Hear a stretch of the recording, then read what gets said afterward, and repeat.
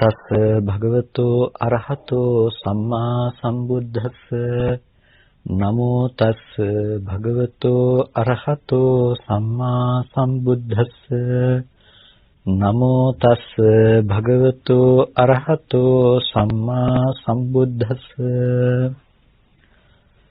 ශ්‍රද්ධා සම්පන්න කාරුණික පින්නතුනි, හැම කෙනෙක්ම උතුම් සද්ධර්ම ශ්‍රවණයට සූදානම් වන මොහොත. කුසල ධර්මයන් පිළිබඳව අපි බොහෝ වෙලාවට කතා කරනවා. අපේ ජීවිතයට කුසල ධර්මයන් තුළින් ලැබෙන පිටුවහල පිළිබඳව අපි ගොඩක් අවස්ථාවලදී සාකච්ඡා කරනවා. අද දවසේදී අපිට යම් මනුස්ස ජීවිතයක් ලැබිලා තියෙනවා නම් පරිහරණය කරන්නට උපභෝග පරිභෝග වස්තු සම්පත් ලැබිලා තියෙනවා නම් ඒ වගේම අපි සමාජය තුළ යහපත්ව ජීවත් වන්නට පුළුවන්කම තියෙනවා නම් අන්‍යයන්ගේ ගෞරවය ආදරය ලබන්නේ බවට පත් වෙලා තියෙනවා නම් ඒ සියල්ලක්ම පෙර කරපු කුසල විපාකයක් නිසා ලැබුණ දේවල්. ලෝකෝත්තර කුසල නිසා නෙමෙයි, ලෞකික කුසල නිසා ලැබුණ දේවල්. ඒ වගේම අපි ජීවිතේ ඒ වගේ දේවල් ලැබෙන්නේ නැතිනම් උපභෝග පරිභෝග වස්තු, කීර්ති, ඒ වගේම අපිට සමාජය තුළ ලැබිය යුතු හිමි වේ යුතු ස්ථාන ලැබෙන්නේ නැත්නම් ඇතැම් විටක ඒවා අපි ඒබඳු දේවල් ලබන්නට තරම් මහා කුසල ශක්තියක් නැති නිසා, නැතිනම් ඒබඳු කුසලයක විපාකයක් පැමිණිලා නැති නිසා. ඒ නිසා ඒ දේවල් තියෙන අය විසින් නැවත නැවතත් කුසලයේහි හැසිරිය යුතු වෙනවා. අපි භුක්ති විඳින මනුස්ස ජීවිතය තුළ අපි අප්‍රමාදී විය යුතුයි කුසලයේ තුළ. මොකද අපි ගෙවා දමන්නේ කුසල විපාකයක් නිසා. ඒ වගේම අපිට යම්කිසි දෙයක් නැතිනම් අපි ඒ සඳහා හේතු වන කුසල ධර්මයන්ද මේ ජීවිතය තුළ සම්පාදනය කරගත යුතුයි. අනියත සත්වයන් හැටියට ජීවත් වන අපට යම්කිසි මොහොතක මේ ජීවිතයේ අප්‍රමාදී බව උපදවගෙන මාර්ගයකටපත් වෙලා ඵලාදිගමයක් ලබන කම්ම අපි කවුරුත් සසර ගමන ළඟින්ම තියාගෙන ඉන්න අය. අනියත සත්වයෝ. ඉතින් මේ අනියත බවක ජීවත් වෙන අපි කුසල ධර්ම අත්හැරිය යුතු දේවල් නෙමෙයි. අපේ ජීවිත කුසල ධර්මයන් තුළ අපි පෝෂණය කරගත යුතු වෙනවා. ඒ කුසල ධර්මයන්ගේ අපේ ජීවිතයේ පෝෂණය වීම තුළ තමයි අපිට සැනසෙල්ලක් උරුම කරගන්න පුළුවන්කම තියෙන්නේ. ජීවිතේට දෙයක් අපිට ලබා ගන්නට පුළුවන්කම තියෙන මේ විදිහට. මරණයත් එක්ක අපි ගොඩනගෙන හැම දෙයක්ම අපිට අතහැරලා යනවා.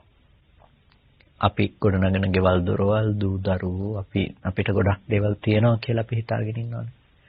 එතකොට මේ අපිට ගොඩක් තියෙනවා කියලා හිතාගෙන ඉන්න සෑම දෙයක්ම අපිට අතහැරලා යනවා. අපි ජීවත් වෙන්නේ හරි අසරණ තත්වයක, අසරණ තැනක. අඩුම තරමේ ඔබට පුළුවන් කමක් නැහැ ඔබට ඇතිවෙන හිසේ කැක්කුමක් අනික් කෙනෙක් එක්ක මාරු කරගන්න පුළුවන් කමක් නැත්තේ නෑනේ. ඒ ඔබ විසින් වෙන්න යුතු වෙනවා. ලෙඩවීම කියන එක ඔබ විසින් වෙන්න යුතු වෙනවා. මරණය කියන එක ඔබ විසින් වෙන්න යුතු වෙනවා. ඔබට බෑනේ ඔබ ආදරය කරන කෙනෙකුගේ දුකක් අරගෙන ඒ වෙනුවට ඒක විඳින්න පුළුවන් කමක් නෑනේ. ඉතින් එච්චර අසරණ තැනක ජීවත් වෙන අපිට අපි ගොඩනගා ගන්න ලෝකයේම අපහමුවේම නැති වෙලා යනකොට ඒ දේවල් අනුව දුකටපත් නොවි ඉන්න නම් අපේ හිත ධර්මයේ තුල ශක්තිමත් වෙන්නට ඕනේ. ඉතින් මේ ශක්තිමත් බව කියන දේ තුලදී අපිට ලෞකික සහ ලෝකෝත්තර අර්ථ දෙකක් තියෙනවා. එකක් තමයි අපිට ඉතුරු වෙන්නේ අද අපි යමක් අත්හැරියොත් අත්හැරපු දේ විතරයි. ඒ කියන්නේ අපි තියාගන්න කියලා උත්සාහවත් වෙච්ච සෑම දෙයක්ම නැති වෙලා යනවා. මේ ගෙදරක් ගිනි ගන්නකොට ගෙදර ගිනි ගන්න හැම දෙයක්ම ගින්නෙන් විනාශ වෙලා යනවා. යම්කිසි දෙයක් ජනේලකින් හරි දොරකින් හරි එළියට විසි කරගත්තොත් මේ ගේ ඇතුලේ ඉන්න කෙනාට පේන්නේ මේක එළියට විසි කරනවා වගේ. හැබැයි ගින්නෙන් දැවිලා යනකොට ඉතුරු වෙලා තියෙන්නේ අර එළියට විසි කරගත්ත දේ විතරයි. ඒ වගේ ඔබ ජීවිතයේ ඔබ ළඟ යම් දෙයක් රැස් කරලා එකතු කරගෙන තියනවා නම් ඒ සෑම දෙයක්ම ජරාව, මරණය, ව්‍යාධිය මේ හැම දුකකින්ම පිච්චිලා යනවා. ඒව නැති වෙලා යනවා. ඔබට ඉතුරු වෙන්නේ ඔබ අද යම් දෙයක් දාන ධර්ම විශේෂයි අත්හැරියා කියලා ඔබට පේනවා නම් ඔබට නැති වුණා වගේ අද සමහර දේවල් පේනවා නම් ඒ දේවල් ඔබට ඉතුරු වෙනවා කුසල ධර්මයන් විශේෂයි ඉතුරු කරපු දේවල්. අකුසල ධර්මයන් විශේෂිත පුළුවන්. හැබැයි ඒ දේවල් ඉතුරු වෙනවා අයහපත් දුකටපත් කිරීමක් විදිහට. ගින්නෙන් ගින්නට ඇද දැමීමක් වගේ. කුසල ධර්මයන් ඉතුරු කරගත්තාම හරියට ඔබ නොදන්නා තැනකට යනකොට ඒ නොදන්නා පළාතේ ඔබව උත්කර්ෂවත් අන්දමින් පිළිගැනීම සඳහා සූදානම් කළ හිතවතුන් පිරිසක් වගේ බවට කුසලයන්පත් වෙනවා. ඒ කුසලයේ ඒ නිසා ඔබේ ජීවිතයට ගොඩක් උපකාරයි. කුසලයේ කියන දේ නිසා අපි අප්‍රමාදීව සිද්ධ කළ යුතු දෙයක්. ඒ නිසා අපමාදෝ කුසලේසු ධම්මේසු කියලා භාග්‍යවතුන් වහන්සේ දේශනා කළේ කුසල ධර්මයන්හි අප්‍රමාදී බව ඊටාම වටිනවා කියලා. ඒ කුසල ධර්මයන්ගේ අප්‍රමාදී බව උපදව ගන්නකොට මේ ලෞකික කුසලයේ තුල ඔබට අද සිද්ධ කරගත හැකි මේ ජීවිතය තුළ ඊටාම වාග්ය සම්පන්න කුසලයකට ඔබට සම්බන්ධ වෙන්නට පුළුවන් අවස්ථාවක් ඔබට අද දවසේදී ලැබිලා තියෙනවා. ඒ ලැබිලා තියෙන අවස්ථාව උපරිම ඔබ ප්‍රයෝජනෙට ලබා ගන්නට අවශ්‍යයි. ඒ බඳු කුසලයක් ඔබේ ජීවිතය තුළ සිද්ධ කරගන්නට ලැබෙනවා කියලා කියන්නේ ඔබ මේ ජීවිතය යහපත් අන්දමින් ප්‍රයෝජන ලබා ගන්නවා කියන එක. ඒ නිසා ඔබට හැකි විදිහට ඔබට පුළුවන් විදිහට ඔබ ඒ කුසලයේ සදා සම්බන්ධ වන්නට ඕනේ. මොකද්ද? දීඝවාපී සෑරදුන් ඉදිකිරීමේ උතුම් කුසලය. බෞද්ධ මාධ්‍ය ජාලය මූලිකත්වයෙන් කටයුතු කරනවා. ඒ දීඝවාපී සෑරදුන් ඉදිකිරීමේ මහා කුසලයට ඔබත් සම්බන්ධ වෙන්න. සර්වඥ ධාතුන් වහන්සේලා තැන්පත් බුදු පියාණන් වහන්සේ වෙනුවෙන් ඉදි වූ විශේෂ ස්තූපයක් දීඝවාපී මහා සෑරදුන් කියලා කියන්නේ. බොහෝ දෙනෙක් වන්දනාමාන කරලා උතුම් කුසල සිත් රාශියක් ඇති කරගන්න උතුම් පුණ්‍යක් ක්ෂේත්‍රයක්. ඒ උතුම් පුණ්‍යක් ක්ෂේත්‍රයට එක gadol කැටයකට යන වියදමක් හරි දරලා ඔබට දායක වෙන්න පුළුවන් නම් පින්නතුනි ඒක මහා ආනිසංසදායක දෙයක්. ඉතින් ඔබට හැකි පමණින් දායක වීම ඒ නිසා කුසල ධර්ම විශේෂෙහි ඊටම වැදගත් වෙනවා. ඒ සඳහා ඔබේ ජීවිතය තුළ ඔබ අප්‍රමාදීව කටයුතු කරන්න. ඒ සඳහා ඔබ බොහෝ උත්සාහවත් වන්නට කියලා ඔබට බොහොම කල්යාණ මිත්‍ර භාවයෙන් සිහිපත් කරනවා. පින්නතුනි අපි සාකච්ඡා කළේ අපේ ප්‍රතිපදාව පිළිබඳව කතා කරනකොට අපිට ඇතිවන නුවණවල් සහ ඥාන පිළිබඳව කරන සාකච්ඡාවේදී අපි අවසාන වශයෙන් සාකච්ඡා කළා ගෝත්‍ර භූ ඥානය කියලා. ගෝත්‍ර භූ ඥානය කියලා කියන්නේ ගෝත්‍රයෙන් එතර වීම වශයෙන් ගෝත්‍රය අභිභවනය කිරීම වශයෙන් ඇති කරගන්න ප්‍රඥාවක්. එතනදී පෘථග්ජන ගෝත්‍රය අභිභවනය කිරීම. අපි ඒක කොටස් දෙකකට බෙදලා කතා කළා. එකක් සමත වශයෙන් ගෝත්‍ර භූ ඥානය ඇති වෙන්නේ කොහොමද? අනෙක් දේ විපස්සනා වශයෙන් ගෝත්‍ර භූ ඥානය ඇති වෙන්නේ කොහොමද කියන කාරණාව. සමත වශයෙන් 8 ආකාරයකට කතා කළා කොහොමද ගෝත්‍ර භූ ඥානය ඇති වෙන්නේ කියලා. විපස්සනා වශයෙන් උන් 10 ආකාරයකින් කතා කළා. එතකොට ඒ සෑම තැනකම ගෝත්‍ර භූ කියලා කියන්නේ පෘථග්ජන ගෝත්‍රයෙන් ඈතර වීම වශයෙන් ඇති කරගන්න ප්‍රඥාව කියලා අපි කියනකොට ඒක අදාළ වෙන්නේ මාර්ග සහ ඵල සංඛ්‍යාත භූමියට. ඒ වගේම සමත වශයෙන් උපදිනා තැන්වලදී ගෝත්‍ර භූ ඥානය උපදිනවා. ඒ සමස්ත පෘථග්ජන ගෝත්‍රයෙන් ඈතර වීම නෙමෙයි. ප්‍රථම ධානයේට අපි කිව්වා නීවරණ ගෝත්‍රයෙන් නිදහස් වීම කියලා. නීවරණ ධර්මයන්ගෙන් නිදහස් වීම හිත. ඊට පස්සේ ဒုတိ ය ධානයේට යනකොට විතක්ක ਵਿਚාරයන්ගෙන් නිදහස් වීම ආදී ලෙස අපි ධාන පිළිබඳවත් සාකච්ඡා කළා. කොහොමද ඒ දේවල් මෙතනට අනුරූප වන්නේ කියන කාරණාව. මේ විදිහට ගෝත්‍ර භූ ඥානය පිළිබඳව කතා කළාට පස්සේ දැන් ගෝත්‍ර භූ ඥානයට අනතුරුව උපදින දෙයක් හැටියට තමයි මාර්ග ඥානය තියෙන්නේ. එහෙම නැතිනම් මාර්ග සිත් කියලා අපි අදහස් කරන කතා කරන දේ. ඒකට අපි ලෝකෝත්තර මාර්ගයක් ප්‍රතිපදාවක් අනුගමනය කරන්නට උත්සාහවත් වෙන්නේ. ඒ ලෝකෝත්තර ප්‍රතිපදාවක් පූර්ණේ කරගන්නට යනකොට අපි ප්‍රතිපදාව නැතිනම් මාර්ග සත්‍ය පිළිබඳව අපි බොහෝ වෙලාවට සාකච්ඡා කරනවා. මොනවද මාර්ග සත්‍ය කියලා අපි සාකච්ඡා කරන්නේ? ආර්ය අෂ්ටාංගික මාර්ගය. ආර්ය අෂ්ටාංගික මාර්ගය කියන්නේ ඇත්ත ඇති හැටියට දැකීම කියන දේ තමයි අපි එතනදී ප්‍රධාන වශයෙන් සාකච්ඡා කරන්නේ. මේ යථාභූත දර්ශනය ප්‍රධාන කරගත්ත සම්මාදිට්ඨිය මූලික කරගත්ත මේ ආර්ය අෂ්ටාංගික මාර්ගය කෙනෙකුගේ සම්පූර්ණම සසර ගමන නැති කරන්නට පුළුවන්කම තියෙන. ඒ වගේම අවබෝධයේ ප්‍රත්‍යක්ෂයක් බවට පත් කිරීමේ මූලික ප්‍රවේශය හැටියට අපට හඳුන්වා දෙන්නට පුළුවන්කම තියෙනවා. එතකොට එතනදී මේ මාර්ග ඥානය පිළිබඳව අපි ටිකක් විමසා බැලිය යුතු වෙනවා. මොකද්ද මාර්ග ඥානය කියලා කියන්නේ කියලා. මාර්ග ඥානය පිළිබඳව විස්තර කිරීමේදී කතං දූබතෝ උත්තාන විවට්ටනේ පඤ්ඤා මග්ගේ ඥානං කියලා මේ දූබතෝ අංශ දෙකකින් උබතෝ කියලා කියනවා, මේ උබත කියලා කියනවා, කොටස් දෙකකින් කියලා උබත කියලා කියනවා දෙආකාරයකට.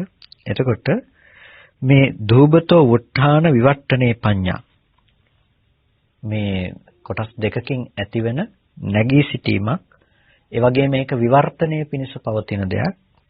ඒ ප්‍රඥාව මාර්ගඥානයයි කියලා කියනවා. එතකොට මේ උබතෝ විවස්ථානේ නැතිනම් උබතෝ වුට්ඨානය කියන එක, දෙපසකින් නැගී සිටීම කියන එක අපි මෙතනදී විශේෂයෙන් සලකා තේරුම් ගත යුතුයි. සෝතාපට්ටි මග්ගක්ඛනේ දස්සනට්ඨේන සම්මාදිට්ඨි මිච්ඡාදිට්ඨිය වුට්ඨාති. එතකොට මේ සෝතාපට්ටි මාර්ගක්ෂණයෙහිදී දස්සනට්ඨේන සම්මාදිට්ඨි දර්ශනාර්ථයෙන් සම්මාදිට්ඨිය යෙදෙනවා. මිච්ඡාදිට්ඨිය වුට්ඨාති. ඒ දර්ශනාර්ථයේ යෙදෙන සම්මාදිට්ඨිය මිච්ඡාදිට්ඨියෙන් නැගී සිටීම සිද්ධ කරනවා. මිච්ඡාදිට්ඨිය දුරු කරලා දානවා. කුමක් නිසාද? සම්‍යක් දෘෂ්ටියට පැමිණ සම්‍යක් දෘෂ්ටිය නිසා මිච්ඡාදිට්ඨිය දුරු කරලා දානවා. තදනුවත්තක කිලේසේහිච. තදනුවත්ත කියලා කියන්නේ ඒ මිච්ඡාදිට්ඨිය හා අනුවර්තනය වුණ, ඒක හා අනුව පවතින යම් කෙලෙසයක් තියෙනවා නම් ඒ කෙලෙසයක් දුරු කරලා දානවා. ඒ වගේම කන්දේහිච උට්ටාති. ඒ ස්කන්ධයන්ගෙත් නැගී සිටීම සිද්ධ කරනවා. එතකොට මිත්‍යා දෘෂ්ටිය නැති කරනකොට මිත්‍යා දෘෂ්ටිය හා තදනුවත්ත කෙලෙස් සහ ස්කන්ධ තියෙනවා නම් අන්න ඒ කෙලෙස් සහ ස්කන්ධයන්ගෙනුත් නැගී සිටීම සිද්ධ වෙනවා. බහිත්තාජ සබ්බ නිමිත්තේහි වුට්ඨාති. ඒ වගේම බාහිර තියෙන සියලු නිමිති වලිනුත් හිත මිදෙනවා. දූබතෝ වුට්ඨාන විවට්ටනේ පඤ්ඤා මග්ගේ ඥානං. මෙන්න මේ ඒ නිසා කියනවා මේ දූබතෝ උත්ථාන විවට්ටනේ පඤ්ඤා කියලා මේ ධ්‍යානශයකින්ම හිතේ නැගී සිටීම වෙන විවර්තනයේ පිණිස පවතින ප්‍රඥාවක් තමයි මේ කතා කරන මාර්ගඥානය කියලා. එතකොට මෙන්න මේ විදිහට මේ අපිට තේරුම් ගන්නට අවශ්‍යයි මේ දූබතෝ උත්ථාන කියන කාරණාව. අපි ගෝත්‍රභූ ඥානය පිළිබඳව කතා කරනකොට ඔබට මතක ඇති අපි එතනදී කතා කළා බහිද්ධා උත්ථාන විවට්ටනේ පඤ්ඤා කියලා. බහිද්ධා උත්ථාන විවට්ටනේ පඤ්ඤා කියලා කියන්නේ බාහිරින් නැගී සිටීම කියන එක. එතකොට දැන් මෙතනදී කතා කරන අංශ දෙකක් පිළිබඳව බාහිර තියෙන සියලු නිමිති වලින් මිදී පැවැත්ම සහ ඒ වගේම තදනුවත්ත ස්කන්ධ කෙලස් කියන මේ දේවල් වලිනුත් මිදීම කියන දේ. එතකොට මේක ආධ්‍යාත්මික බාහිර කියන මේ ධ්‍යානශයකින්ම සිටින සිතේ නැගී සිටීමක්. මේ අංශ දෙකකින් ඇති කරගන්න මිදීමක්. ප්‍රධාන මට්ටමේ රළු වශයෙන්ම කතා කළොත් ආධ්‍යාත්මික සහ බාහිර කියන තැනින් අපි මිදෙන එක තමයි මෙතනදී මේ කතා කරන්නේ. ආධ්‍යාත්මික දේනොත් බාහිර දේනොත් ඇති කරගන්න මිදීම දූබතෝ උත්ථානයයි කියලා කියනවා. එතකොට පළවෙනිම දේ තමයි සම්‍යක් දෘෂ්ටිය අසුරු කරගෙන සම්‍යක් දෘෂ්ටියට පැමිණ සම්‍යක් දෘෂ්ටිය නිසා මිච්ඡා දිට්ඨිය වොට්ඨාති කියලා කියනවා. මිත්‍යා දෘෂ්ටියෙන් නැගී සිටීම සිද්ධ වෙනවා කියලා. මිත්‍යා දෘෂ්ටිය කියන එක දුරු කරලා දානවා. මේ සෝතාපට්ටි මාර්ගයෙන් තමයි දිට්ඨිය කියන එක සම්පූර්ණම ප්‍රහීන කරන්නේ. ඒක දිට්ඨිය කියන එක දිට්ඨි අනුසය සහිතව ඒක දුරු කරලා දානවා. දෘෂ්ටිය කියන එකේ අනුසයවත් නොහිටින විදිහට සෝතාපට්ටි මාර්ගයෙන් මේ දෘෂ්ටිය කියන දේ දුරු කරලා දානවා. එතකොට මේ සමුච්ඡේද වශයෙන් සම්පූර්ණම සියල්ලම සිඳ දමනවා කියලා කියනවා. කුමන දෘෂ්ටියෙන්ද? ද්වාසට්ටි භේදතෝ මිච්ඡා දිට්ඨිතෝ උට්ඨාති. දෙසටක් පමණ ප්‍රභේදගත වූ මිත්‍යා දෘෂ්ටියෙන් සම්පූර්ණම හිත මිදෙනවා. අපිට මේ දෙපැත්තකින් කතා කරනකොට අපිට පළවෙනිම දේ තමයි මෙතනදී සිද්ධ වෙන මිච්ඡා දිට්ඨිය දුරු වීම කියන දේ.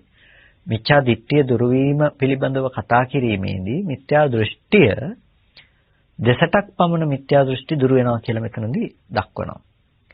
මිත්‍යා දෘෂ්ටි පිළිබඳව කතා කරන්නට ගියොත් අපිට වෙනම විෂයක් බවට පත් වෙනවා. නැතිනම් ඒක ප්‍රධාන ලෙස කතා කළ යුතු දෙයක් වෙනවා. ඉතින් පුනරුක්ති ලෙස මෙතන කතා කරනවට වඩා සෙනසුරාදා රාත්‍රී 9ට බෞද්ධ මාධ්‍ය ජාලයේ ඔස්සේ විකාශය වන විභජ්‍යවාද ශාසන සමීක්ෂා ධර්ම මණ්ඩපයට ඔබ අහුම්කම් දෙනවා නම් ඒ ඔස්සේ ඔබට මේ මිත්‍යා දෘෂ්ටි පිළිබඳව දැනගන්නට පුළුවන්. මේ දෙසටක් වූ මිත්‍යා දෘෂ්ටි පිළිබඳව කොහොමද මේ මිත්‍යා දෘෂ්ටි ප්‍රභේදගත වෙලා තියෙන්නේ. දෙසටක් කියලා කිව්වට ඒකේ අභ්‍යන්තර තියෙන දෘෂ්ටි කොයි විදිහටද පැතිරිලා තියෙන්නේ කියලා සමස්ත මිත්‍යා දෘෂ්ටීන් පිළිබඳව අදහසක් ඇතුලින් ඇති කරගන්නට පුළුවන්කම තියෙනවා. ඒ දේ කතා කරන්නට ගියොත් මිත්‍යා දෘෂ්ටි පිළිබඳවම අපිට බොහෝ කාලයක් කතා කරන්නට වන නිසා මෙතනදී වෙනමම මිත්‍යා දෘෂ්ටි පිළිබඳව සාකච්ඡාවක් සිදු කරන්නේ නැහැ. ඒතකොට දැන් දර්ශනාර්ථ සම්මාදිට්ඨියෙන් කරන්නේ මිච්ඡා දිට්ඨිය දුරු කිරීම. මිච්ඡා දිට්ඨිය කියන එක පිළිබඳ අපි පොදු හඳුනා ගැනීමක් කළොත් අපි මිත්‍යා දෘෂ්ටි දෙසටක් කියලා කියනවා 62ක් මිත්‍යා දෘෂ්ටි කියලා. ඒ සියලු 62කට මිත්‍යා දෘෂ්ටියට පොදු වෙන්නේ සාස්වත සහ උච්ඡේද කියලා ඇති කරගත්ත දෘෂ්ටි.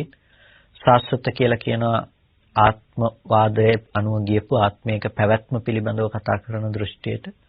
උච්ඡේදය කියලා කියනවා ආත්මය සිඳීම පිළිබඳව කතා කරන එක මරණින් මත්තේ නැහැ. ආත්ම 100ක් ගියාට පස්සේ නැති වෙලා යනවා. ආත්ම 1000ක් ගියාට පස්සේ නැති වෙලා යනවා.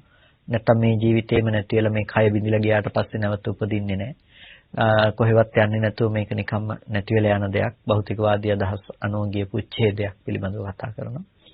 මෙන්න මේ වගේ දෘෂ්ටිවාද පිළිබඳව අපි කල්පනා කරලා බලනකොට මේ සාස්වතය සහ උච්ඡේදය තමයි ප්‍රධාන වශයෙන් අපිට දකින්න පුළුවන්කම තියෙන්නේ. එතකොට මේ සාස්වතය සහ උච්ඡේදය කියන දෘෂ්ටීන් අනුව යම් කෙනෙකුගේ මානසික මට්ටම තුල අභිනිවේෂ පරාමාසයක් තියෙනවා නම් අන්න ඒකට කියනවා මිච්ඡා දිට්ඨිය කියලා. අභිනිවේෂ පරාමාසය දෘෂ්ටියක්. සාස්වතය කියන එක පිළිබඳව යම් කෙනෙකුගේ හිත බැසගෙන පවතිනවා නම් අභිනිවේෂ පරාමාශයක් තියෙනවා නම් ඒ නැවත නැවත ඇසුරු කරන බව තියෙනවා නම් අන්න ඒ අභිනිවේෂ පරාමාසය තමයි දෘෂ්ටියක් කියලා කියන්නේ. අභිනිවේෂ පරාමාසය. ඒ කියන්නේ that වැඩිපුර ඒ තුලට බැසගෙන පරාමර්ශණය කරමින් පවතින අභිනිවේෂ පරාමාසයක්. මේ අභිනිවේෂ පරාමාස දික්ටි බවට පත් වෙනකොට කිසිම විදිහකින් ඒකෙන් ගැලවෙන්න පුළුවන් කමක් ඒ වෙලාවේදී නැහැ. ඒ කියන්නේ ඒක කෙලින්ම ඒකේනා දුගතිගාමී වන්නට හේතු වෙන දෙයක් තමයි අභිනිවේෂ පරාමාස මිච්ඡා දිට්ඨි කියලා කියන්නේ. ඒ ඉබඳු වූ මිත්‍යා දෘෂ්ටි සංඛ්‍යාත මානසික මට්ටමක් තියෙන කෙනෙකුට යම් චිත්ත සන්තතියක් පවතිනවා නම් ඒ පවතින චිත්ත සන්තතිය සම්පූර්ණම පවතින කුමක් එක්ක ගිහිල්ලාද? අර මිත්‍යා දෘෂ්ටිය හා සමගාමීව තමයි යන්නේ. ලෝකෙ දිහා බලන විදිහටනේ ලෝකේ පේන්නේ. ඒතකොට දැන් ආත්මවාදීව ලෝකය දිහා බලන කෙනෙකුට මේ භවයෙන් භවයට යන ආත්මයක් තියෙනවා කියලා හිතාගෙන ඉන්න කෙනෙකුට දැන් මෙතන මම කියන තැනත් ආත්ම පේනවා. තව අය ඉන්නවා කියන තැන්වලත් ආත්ම පේනවා. ඒ තැන්වල ඔබට ආත්ම දකින්න පුළුවන්කම තියෙනවා. එතකොට ඔබ ලෝකය හඳුනාගන්නේ මේ විදිහට තමයි. ආධ්‍යාත්මිකද බාහිරද කියලා දෙයක් නැතුව ඔබ ආත්ම හඳුනාගන්නේ ඒක. එතකොට රූපං අත්තතෝ සමනුපස්සති කියන වගේ රූපය ආත්මවත් කොට කල්පනා කරනවා වගේ තැන්වලදී වෙන්නේ මොකද්ද? රූපේම තමයි ආත්මය කියලා අල්ලගන්නවා. රූපේම තමයි නම් ආත්මය. ඒ රූපයම ආත්මය වෙන කල ඒ රූපේ නැසී යෑමෙන් ආත්මයද විනාශයටපත් වෙනවා. ඒ කියන්නේ දැන් අපි කියන්නේ මේ පන රූපේ තියෙනවා මේක මේ තව ප්‍රතිසන්දි පිණිස යෑමක් මෙතනින් වෙන්නේ නැහැ. මරණයටපත් වෙනවා කියලා කියන්නේ මේක මෙහෙම සංසිඳිලා යනවා කියන එක. එතකොට මේ කය විසිරලා යයි. හැබැයි එතන හිතක් කියලා 아무තු දෙයක් ඇත්තේ නැහැ. ඒක නැති වෙලා නිකම්ම නැති වෙලා යන දෙයක් හැටියට සමහර අය ලෝකේ කල්පනා කරනවා. නුනුවණින් මෙනෙහි කිරීම නිසා හේතු ප්‍රත්‍යතාවයේ පිළිබඳව දැක්මක් නැති නිසා ඔවුන්ගේ දෘෂ්ටිය බඳු දෘෂ්ටියක්. එතකොට ඒ දෘෂ්ටිය කියන දේ අභිනිවේෂ පරාමර්ශණය කරගෙන ඉන්නකොට ඔවුන් ආධ්‍යාත්මික බාහිර වශයෙන් පිහිටා සිටීමෙන් ඒ බඳු දෘෂ්ටිගත වීම දකින්න පුළුවන්කම තියෙනවා. අන්න ඒ සෑම අවස්ථාවකම ඒකට කියනවා මිච්ඡා දිට්ඨියක් කියලා. මිච්ඡා දිට්ඨියක්. ආත්මේ නැති බව කියන දේ පරාමර්ශණය කරමින් එහි බැසගෙන පැවැත්ම තමයි මිච්ඡා දිට්ඨිය කියලා කියන්නේ. අබිනිවේෂ පරාමාස මිච්ඡා දිට්ඨි කියලා කියනවා. සාස්වතයේ තුල ඔහුට පවත්නා හැඟීම තුල ආත්මයක් ඇතැයි යන බැසගෙන පැවතීම මිච්ඡා දිට්ඨි කියලා කියනවා. එතකොට එන්නේ අබිනිවේෂ පරාමාශයක් තියෙනවා නම් ඒ අබිනිවේෂ පරාමර්ශණය මිච්ඡා දිට්ඨි ඒ මිච්ඡා දිට්ඨියෙන් සමන්නාගත වෙනකොට යම් කෙනෙක් ඔහු මිච්ඡා දිට්ඨි සහගත පුද්ගලයා.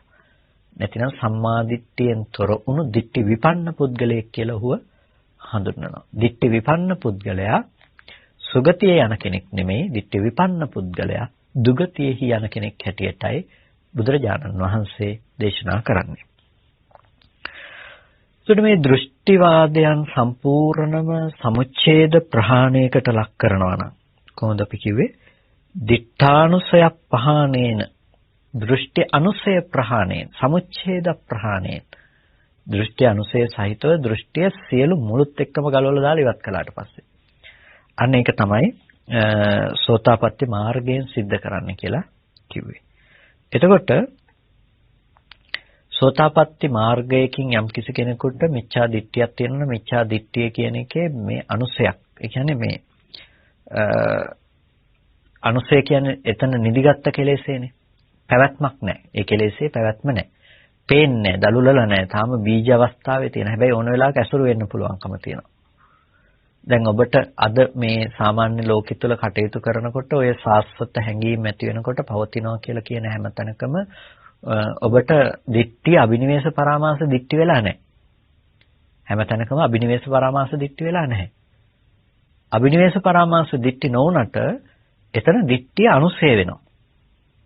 ඒ අරමුණු තුල දිට්ඨි අනුසය යෙදෙනවා. දිට්ඨි අනුසය යෙදුනහම මොකද වෙන්නේ? දිට්ඨි අනුසය යෙදුනහම ඕන වෙලාවක ඒ දේවල් අසුරු කරගෙන ඔබට දෘෂ්ටි ඇති වෙන්න පුළුවන්කම තියෙනවා. දැන් දිට්ඨි සංප්‍රයුක්තව යෙදෙන සිත්වල නම් ඔන්න දිට්ඨිය යෙදෙනවා. හැබැයි දිට්ඨිය යෙදෙන්නේ නැති සිත්වල මොකද වෙන්නේ? ඕන වෙලාවක ඒ ධර්මයේ අසුරු කරගෙන දිට්ඨිය යෙදෙන්න පුළුවන්කම අපි ඉතුරු කරලා තියෙනවා. ඒ කියන්නේ දිට්ඨිය අනුසයක් විදිහට දිට්ඨිය අනුසය වෙනවා හැමතැනකම. අනුසයෙන් මිදිලා නැහැ එතන. ඒ නිසා පෘථජ්ජනේ දිට්ඨි අනුසය මිදිලා නැහැ. ඔය දිට්ඨි අනුසය තියෙනවා. දැන් දිට්ඨිය නැති වෙන්න පුළුවන්. හැබැයි ඒ දේවල් අසුරු කරගෙන උඩ දෘෂ්ටි උපදව ගන්න පුළුවන්කම තියෙනවා. කුසල ධර්මය ඇතුලේ දෘෂ්ටි නැහැ. හැබැයි දෘෂ්ටිය උපදව ගන්න පුළුවන්කම තියෙනවා කෙනෙකුට. ඒක ඇතුලේ අනුසය තියෙනවා කියලා කියන්නේ නැහැ උනාට. හැබැයි දිට්ඨි අනුසය අප්‍රහීන නිසා ඔහුට ඕනෑම වෙලාවක ඒ දේ අරමුණු කරලා දෘෂ්ටි උපදව ගන්න පුළුවන්කම තියෙනවා. එතකොට මෙන්න මේ විදිහට අපි හඳුනා ගන්නට අවශ්‍යයි. සෝතාපට්ටි මාර්ගයෙන් සිද්ධ කරගන්නේ මොකද්ද? මිත්‍යා දෘෂ්ටිය කියන එක දුරු කර දැමීම. මිත්‍යා දෘෂ්ටි ඉවත් කිරීම තමයි සෝතාපට්ටි මාර්ගයෙන් සිද්ධ කරන දේ බවට පත් වෙන්නේ. එතකොට මෙන්න මේ විදිහට දර්ශනාර්ථයේ යෙදෙන සම්‍යක් දෘෂ්ටිය තුළ මිච්ඡා දිට්ඨිය වුට්ටහති මිත්‍යා දෘෂ්ටියෙන් හිත නැගී සිටීම වෙනවා. දෘෂ්ටිය පවත්වන්නේ නිකම්ම නෙමෙයි. දෘෂ්ටිය පවත්වන්නේ කිසිම දෙයක් නැති තැනක දිට්ඨිය විතරක්, දිට්ඨියයිතසිකයක් විතරක් මේ වෙනම හට ගැනීමක් ඇත්තේ නැහැ. යම් තැනක දිට්ඨිය යෙදෙනවා නම් දිට්ඨිය යෙදෙන්නේ යම් කිසි දෙයක් අරඹයා යම් කිසි තැනක පිහිටා සිටීමෙන් තමයි මේ දෘෂ්ටිය ගොඩනගන්නේ. ඒ නිසා තමයි යම් කිසි වෙලාවක දෘෂ්ටිය සහ මුලින්ම නැති වෙලා යනවා නම් ඒ දෘෂ්ටිය සහ මුලින්ම නැති වෙලා යනකොට තදනුවත්තක කිලේශේහිච ඛන්දේහිච උට්ඨාති කියලා කිව්වේ. තදනුවත්තක කියලා කියන්නේ ඒ දෘෂ්ටිය හා සමග එකට යෙදුණු කියන එක. දෘෂ්ටිය හා සමග එකට යෙදුණු තදනුවත්තක කියලා කියනවා. ඛන්දේහිච කිලේශේහිච. ඒ කියන්නේ කිලේශේහි ඛන්දේහිච කියලා කියන කෙලස් වලිනුත් ස්කන්ධයන්ගෙනුත්. එතකොට කිලේශේහිච ඛන්දේහිච කෙලස් වලිනුත් ස්කන්ධයන්ගෙනුත් වට්ඨාති නැගී සිටීම සිද්ධ වෙනවා.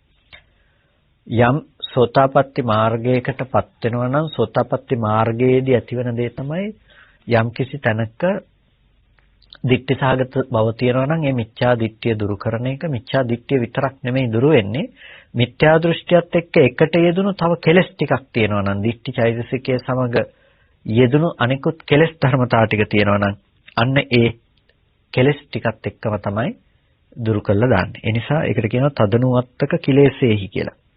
එතකොට මිත්‍යා දිට්ඨිය හා සංප්‍රයුක්තව යෙදෙන කෙලෙස් තියෙනවා.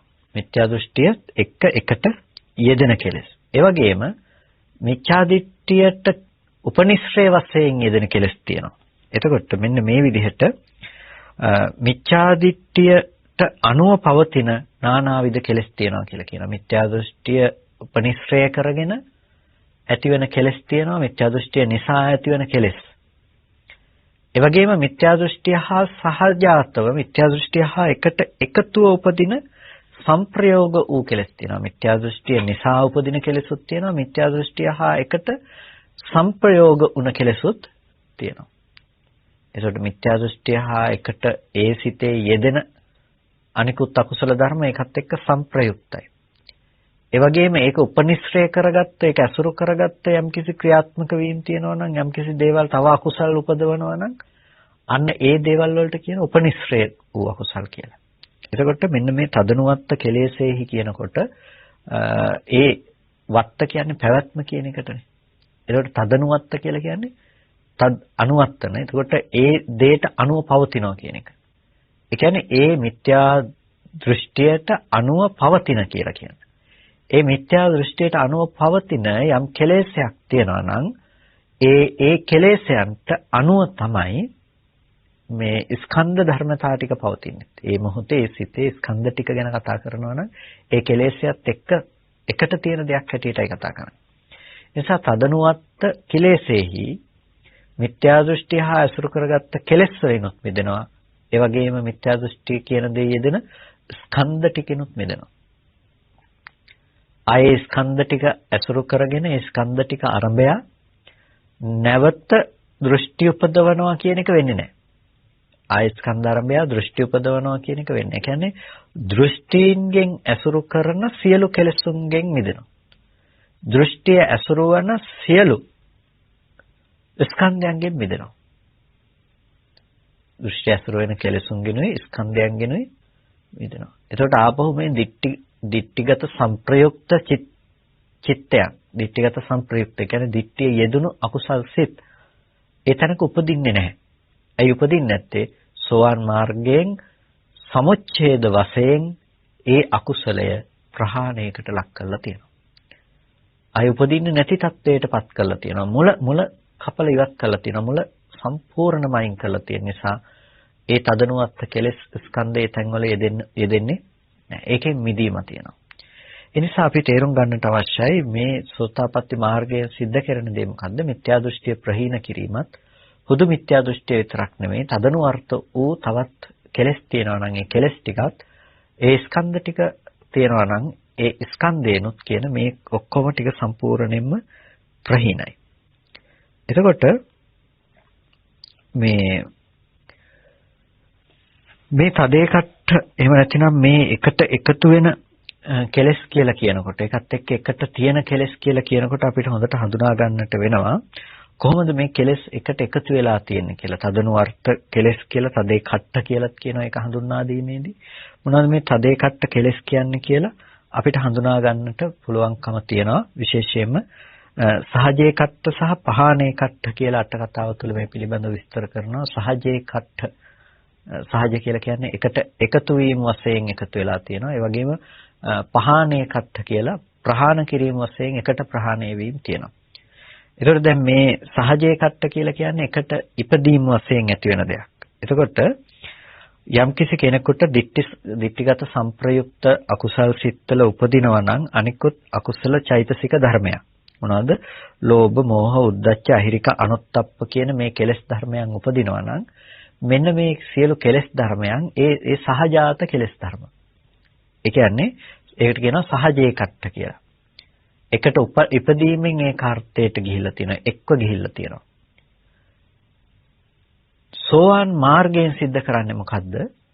අර සහජේ කට්ට ධර්ම.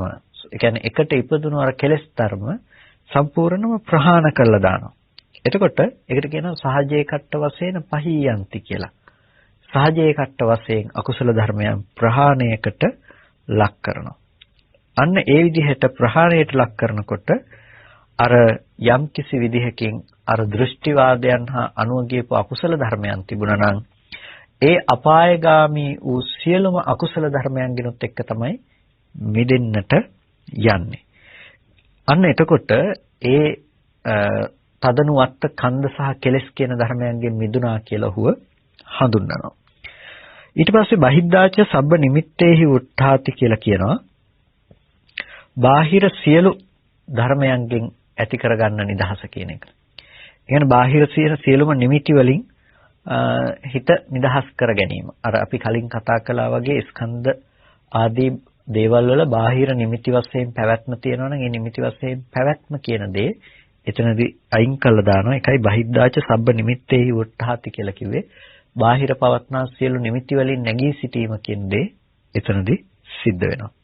ඒතකොට තේන උච්චති දූබතෝ උත්ථාන විවට්ටනේ පඤ්ඤා මග්ගේ ඥානං. ඒ නිසා කියනවා දුබතෝ. ඒ කියන්නේ දූබතෝ කියලා කියනවා මේ දෙපාර්ශවයකින් දෙපැත්තකින් කියලා. උබත කියන්නේ දෙකම තමයි. දු උපසර්ගය තුල තවදුරටත් එය වැඩි කරලා තියෙනවා. එතකොට මෙන්න මේ දූබතෝ උත්ථාන විවට්ටනේ පඤ්ඤා මග්ගේ ඥානං මේ දෙපැත්තකින් අංශ දෙකකින් හිතේ නැගී සිටීම වෙනවා. එතකොට ඒ ස්කන්ධ සහ කෙලස් කියන ආකාරයන්ගෙනුත් බාහිර සියලු නිමිති වලිනුත් කියන මේ පැති වලින් තමන්ගේ හිතේ නැගී සිටීම සිද්ධ වෙන නිසා මේකට කියනවා මාර්ග ඥානය කියලා. එතකොට මේ කාරණාව ඔස්සේ අපි ටිකක් විමසා බලනකොට අපිට දකින්න පුළුවන්කම තියෙනවා පින්නතුනි හිතක යෙදෙන යම්කිසි කෙලෙසයක් තියෙනවා නම් මේ කෙලෙසය ප්‍රහාණයටපත් වෙන්නේ මොන විදිහකටද කියන එක. හිතේ යම්කිසි ditthi සහගත බව තියෙනවා නම් ditthi සහගත බව දුරු කරන එක තමයි සෝතාපට්ටි මාර්ගයෙන් සම්මා දිට්ඨියෙන් ඇති කරන ප්‍රධානම ඵලයේ බවටපත් වෙන්නේ.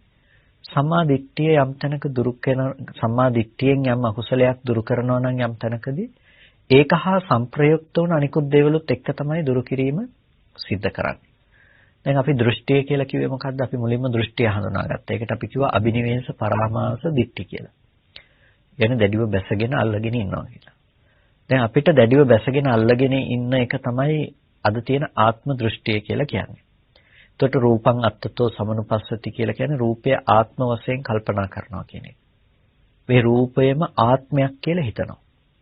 රූපවන්තං වා අත්තානං සමනුපස්සති. ආත්මය කියන එක රූපවත් දෙයක් හැටියට කල්පනා කරනවා. ආත්මය වෙනම තියෙන ඒ ආත්මය රූපවත් වෙලාද මේ විදිහට තියෙනවා. ඒ වගේම රූපස්මින් වාත්තානං සමනුපස්සති. ආත්මය තියෙනවා හරියට මේක ඇතුලේ තියෙන ආත්මය. ඒක රූපස්මින් වාත්තානං සමනුපස්සති. මේක මත පිහිටා තියෙනවා කියලා කියනවා. රූපේ මත පිහිටලා ආත්මය තියෙනවා. හරියට මල මත පිහිටා සුවඳ තියෙනවා වගේ රූපය මත පිහිටා ආත්මය තියෙනවා කියලා කියනවා. එතකොට මෙන්න මේ විදිහට දෘෂ්ටියක් තියෙන්නට කෙනෙකුට පුළුවන්කම තියෙනවා රූපය මත පිහිටලා ආත්මය කියලා දෙයක් विद्यमान වෙනවා. තවත් කෙනෙක් හිතනවා අත්තනිවා රූපං සමනුපස්සති රූපේ වෙනම එකක් ආත්මය වෙනම එකක් එතකොටවත් ආත්මය මත තමයි රූපේ පිහිටලා තියෙන්නේ. ආත්මය ඇතුලේ තමයි මේ රූපවත් බව කියන එක තියෙන්නේ කියලා. ඒකට මෙන්න මේ විදිහට කෙනකෙනාගේ මට්ටම් අනුව කෙනකෙනාට විවිධ දෘෂ්ටීන් ඇති වෙන්නට පුළුවන්කම තියෙනවා. මේකම වේදනාව, සංඥාව, සංඛාර, විඥාන කියන විඳීම කියන දේත්, හැඳිනීම කියන දේත්, සිතීම සහ දැනගැනීම කියන මේ මානසික ලක්ෂණත් අරබයා කෙනෙකුට මේ දෘෂ්ටි තියෙන්නට පුළුවන්කම තියෙනවා.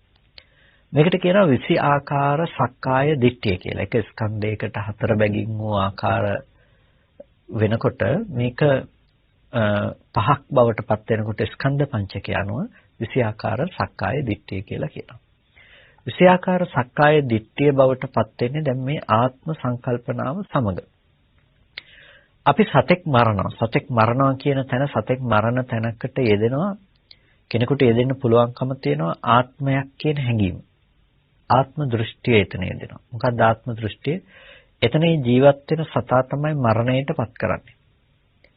එතන රූපය අසුරු කරගත්ත ආත්මයක්. රූපං අත්තතෝ සමනුපස්සති කියන රූපය ආත්මයක් කියලා හිතන දෘෂ්ටිය එතන අසුරු වෙන්න පුළුවන්කම තියෙනවා.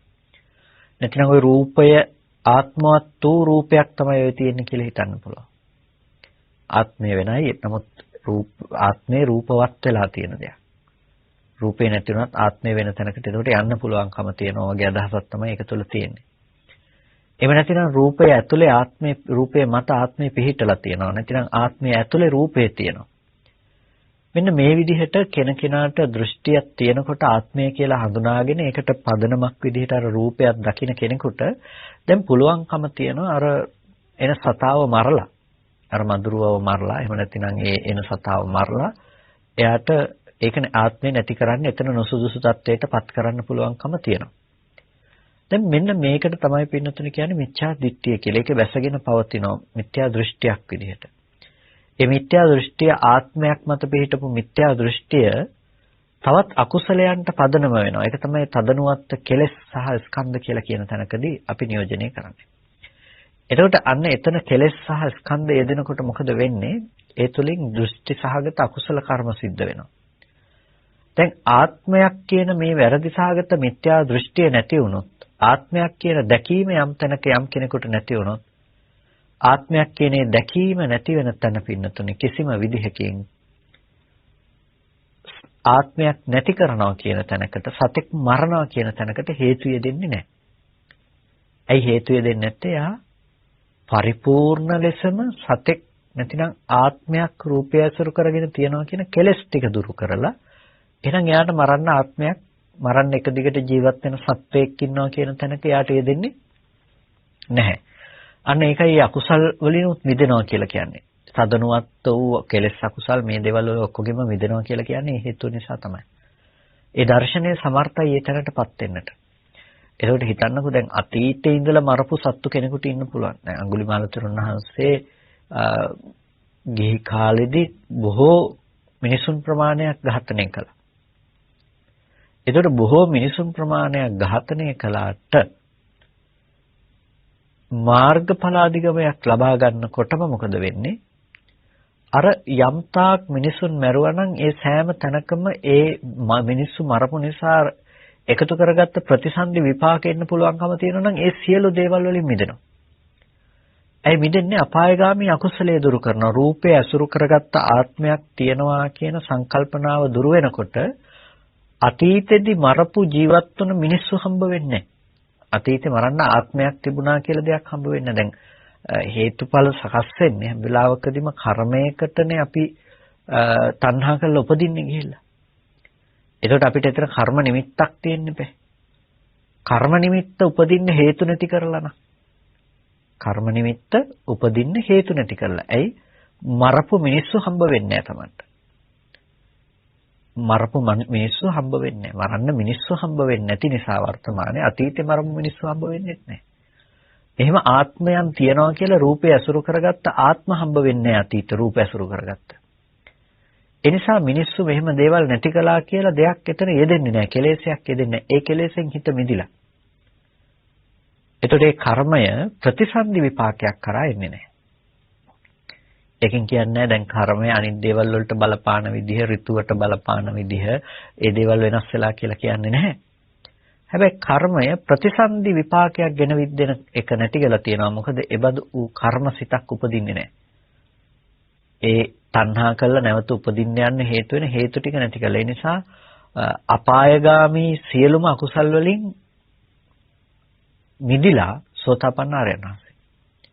අපායগামী සියලුම ධර්මයන්ගෙන් අකුසලයන්ගෙන් මිදිලා.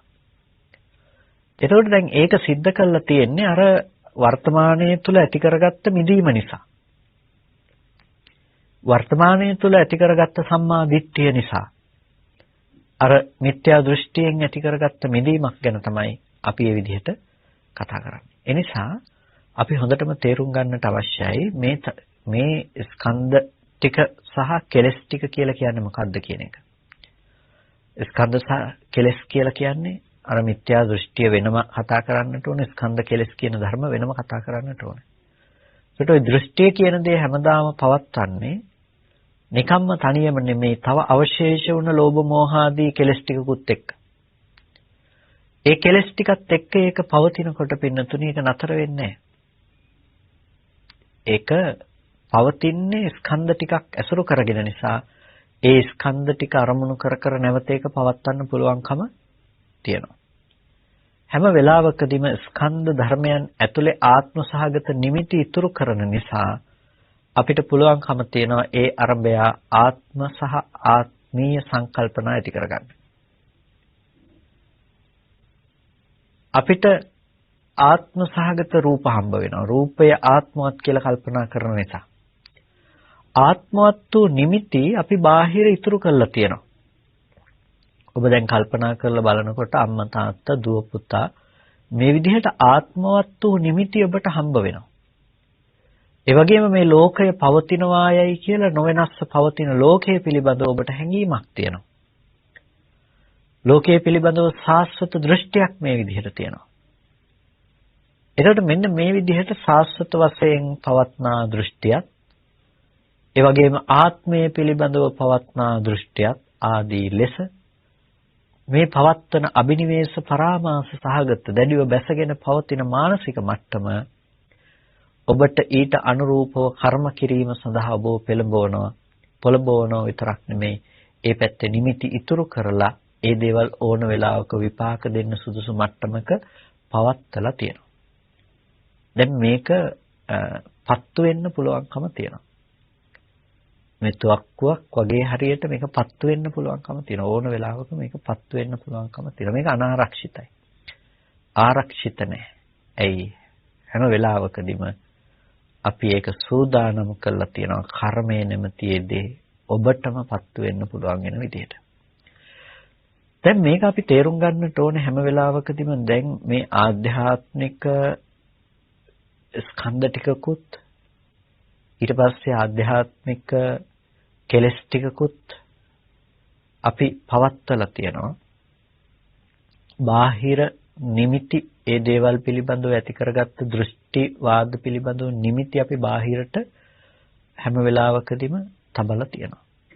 එනිසා බාහිර තියෙන නිමිති ඉතුරු කරපු නිසා ඔබට ආත්ම සහ ආත්මීය දේවල් පිළිබඳව ලෝකේ කතා කරන්න පුළුවන්කම තියෙනවා. මේ නානත්ව සහගත ලෝකේ ආත්ම ආත්මීය දේවල් ඔබට හම්බ වෙන්නේ මේ විදිහට තමයි. තව මිනිස්සු ජීවත් වෙනවා. එක දිගට ජීවත් වෙන අය. භවයෙන් භවයට මැරිලා මැරෙමින් උපදමින් යන අය. භෞතිකවාදීන්ට අනුව නම් උපදින්නේ නැති අය. මොන විදිහට කල්පනා කළත් පින්නතුනි දැන් දෘෂ්ටියට තැන හදලා තියෙනවා. මොකද්ද දෘෂ්ටියට තියෙන තැන? බාහිර ලෝකෙ නිමිති ටික ඉතුරු කරලා තියෙනවා. ලෝකෙ නිමිති වල දෘෂ්ටිය ඉතුරු කරලා තියෙනවා. දැන් දෘෂ්ටිය පවත්වන්නේ මොකක් මතද? අර බාහිර ලෝකේ තියෙන නිමිති ටික මත තමයි ওই දෘෂ්ටිය කියන දේ පවත්වන්නේ.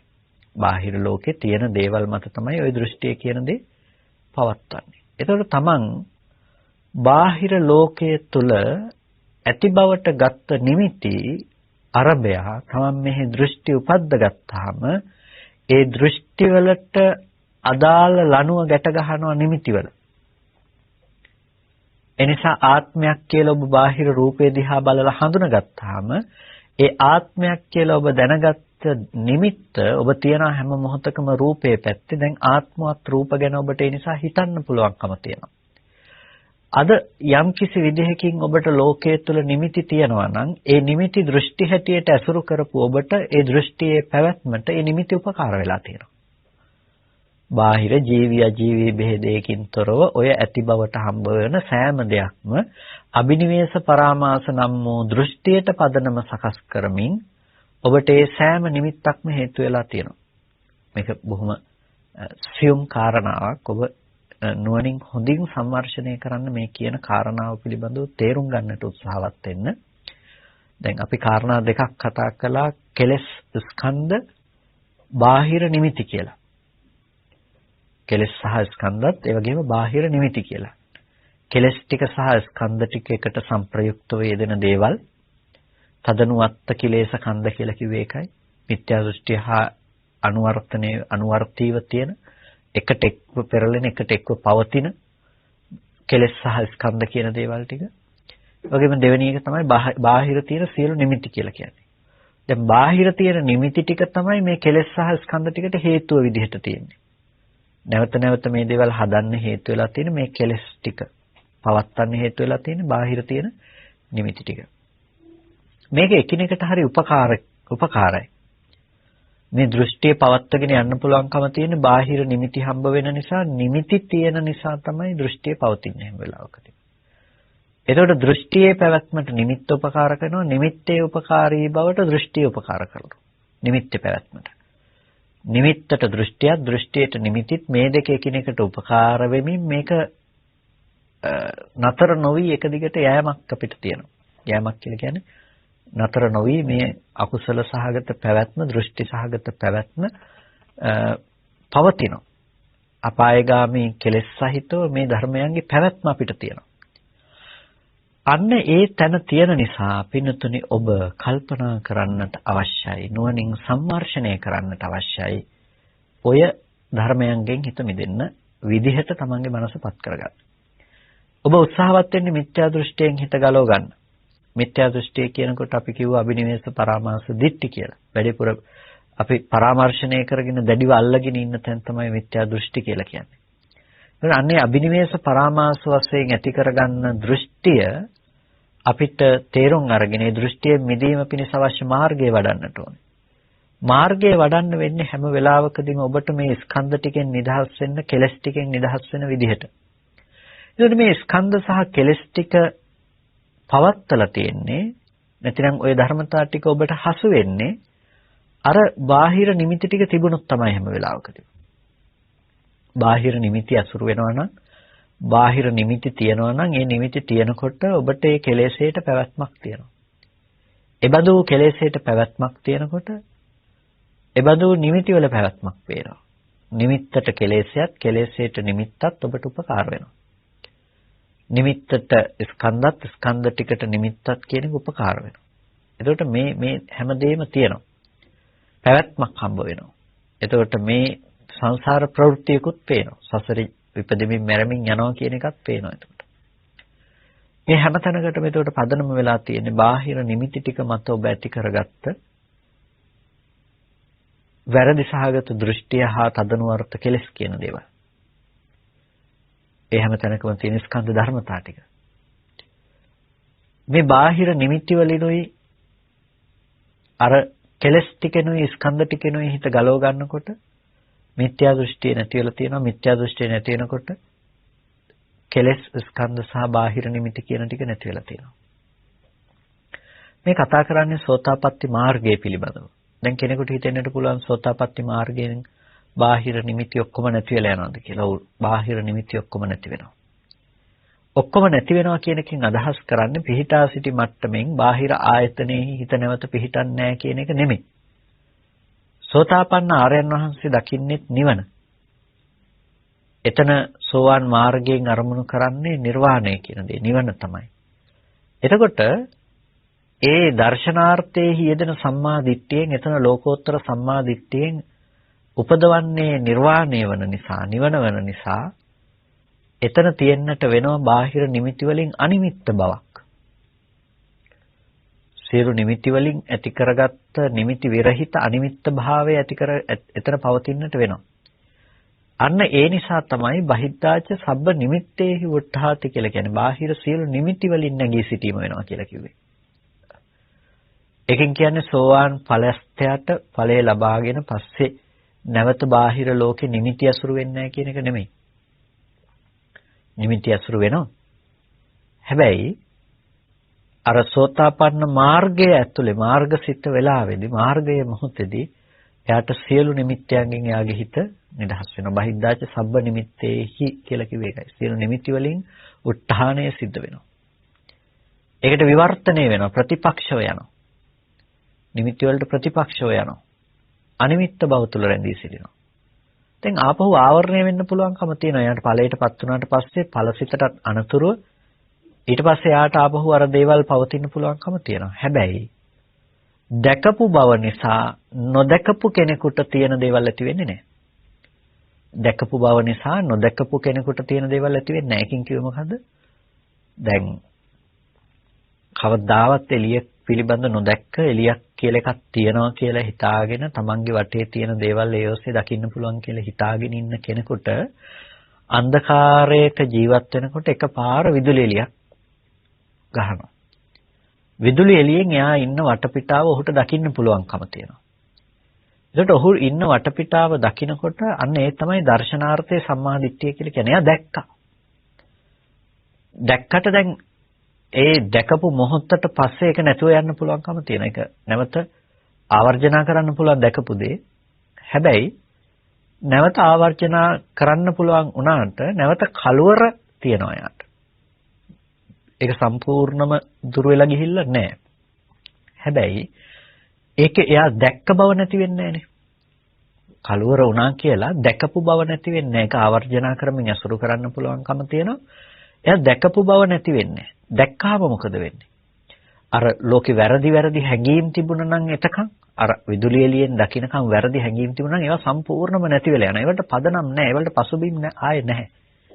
ඒකට ඒ දේවල් ඔක්කොම ඉවර වෙලා ගියා කියලා කියන්නේ අන්න ඒ කෙනාට එතකොට කවදාවත් දැන් අර නොදැක්ක දේවල් මත තිබුණු වැරදි හැඟීම් මෙච්චර කාලයක් නොදක තිබ්බනම් ඒක ඔක්කොම දුරු වුණා. දැකීම කියන දේ ඉපදුනා. ඉපදුන නිසා එයාට ආය අර වැරදි විදිහේ දේවල් ඇති වෙන්නේ නැහැ. ඒවා බොරු කියලා එයා හොඳටම දන්නවා. ප්‍රත්‍යක්ෂ කරගෙන තියෙනවා.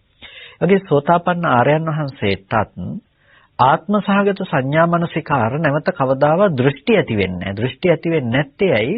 සම්‍යක් දෘෂ්ටිය උපදුණු නිසා.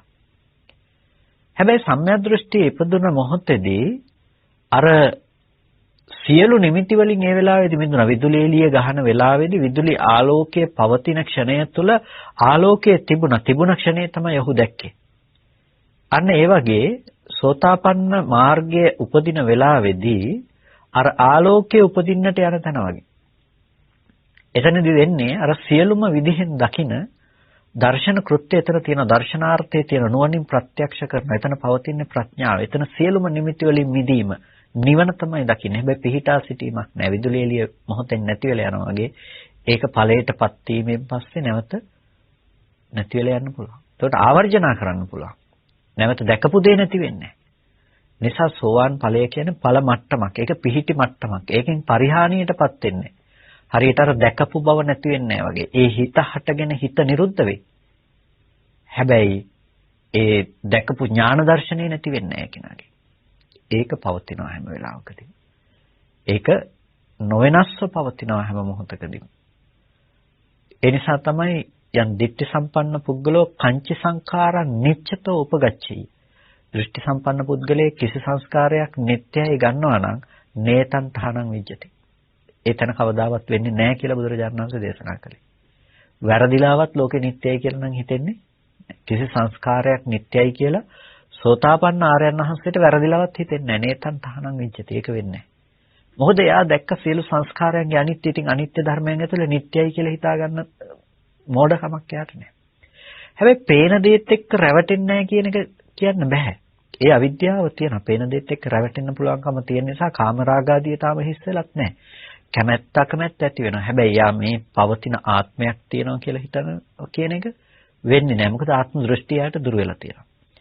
ඒකයි තදනුවත්ත කන්ද කෙලස් කියන දේවල් වලිනුත් බාහිර සියලු නිමිති වලිනුත් මිදෙනවා කියන එක මෙතනදී මේ අදහස් කරන්නේ.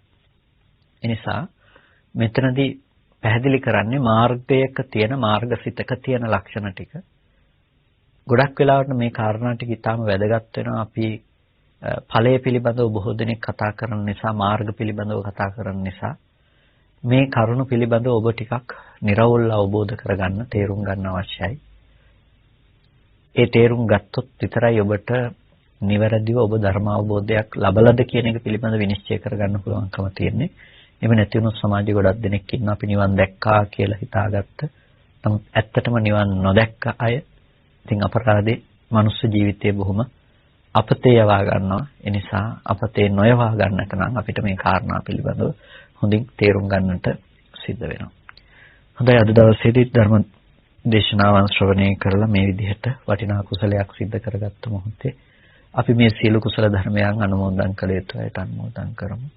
පළමුවෙන් අපට අර්ථයෙන් ධර්මයෙන් අනුශාසනා කරන අපේ ධර්මාචාර්ය අවසරයි මාංකඩවල සුදස්සන ස්වාමීන් වහන්සේට අවසරයි මාංකඩවල නන්දරත්න ස්වාමීන් වහන්සේට ස්වාමීන් වහන්සේලා දෙනමතම තුන් නිවනින් සැනසීම පිණිස මේ කුසලයේ හේතු පාරමිතාවක්ම වේවා කියලා සාදු කියලා පින් අනුමෝදන් කරන්න. මේ ධර්ම දේශනාවෙන් ලබාගත් සියලුම කුසල ධර්මයන් අපි විශේෂයෙන්ම සියලු දෙවියන්ටත් අනුමෝදන් කරමු.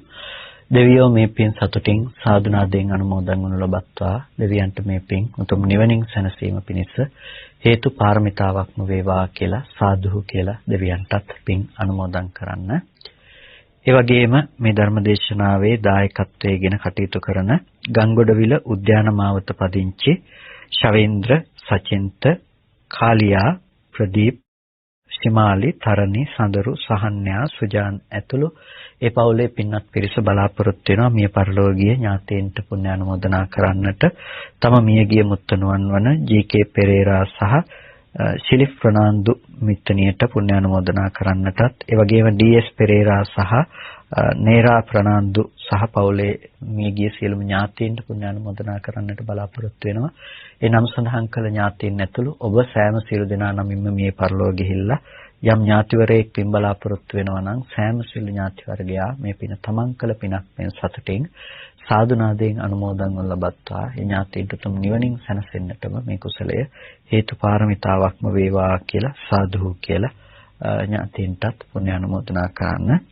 ඒ වගේම මේ මුළු ලෝකයේටම උතුම් සද්ධර්මයේ පණිවිඩය ලබා දෙමින් අද දවසේදී ධර්ම දානමය කුසලයක් සිද්ධ කරගන්නට යෙදෙන ඒ පින්වත් පිරිසටත් අපි ආශිර්වාද කරනවා. ගංගොඩවිල උද්‍යාන මාවත පදිංචි ශවේන්ද්‍ර සචින්ත කාලියා ඒ වගේම ප්‍රදීප් ශිමාලි තරණි සඳරු සහන්‍යා සුජාන් ඇතුළු ඒ පවුලේ සියලුම පින්වත් පිරිසට ඒ වගේම පින්වත් ඔබ සෑම සිළු දෙනාටත් මේ උතුම් කුසල කර්මයේ බලයෙන් රත්නත්‍රි අනන්ත ගුණානුභව බලයෙන් නිදුක් නිරෝගී සුවපත් බව චිරජීවනයේ සැලසේවා.